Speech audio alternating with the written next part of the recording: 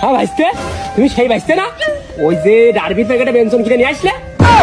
মানুষের মধ্যে অপমান করতেছে। ও না, তাহলে উল্টো কেস। আমি তো পেনশনের প্যাকেটে ডাবি কিনে নিলাম।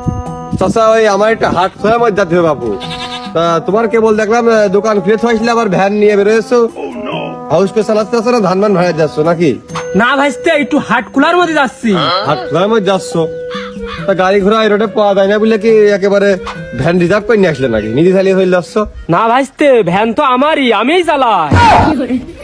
চাচা তুমি বাপু কথা ডাকি লেগে, তোমার ভোরবেলা দেখলাম মাজন বেচতেছো, সকালে চা খাইতে দেখলাম তুমি চার দোকানদারি করতেছো, এখন ভ্যান তুমি ভ্যানও চালাও? ভ্যান কখন চালাও? আহা, যাতায়াত তো আমার করাই লাগে। নিজের ভ্যান নিজের কায়দায় করি, আর মাঝে সাঝে ভাড়া মারি, আবার মাঝে সাঝে দুই একটা রিজার্ভও পাই। দেশের লোকের ভাত তো বলে তুমি একাই মারবানি। একটু হাট খোলার মধ্যে আমার জবাব দরকার। তা হাট খোলার মধ্যে কোনো গাড়ি কি জায়গা পাওয়া যাবে?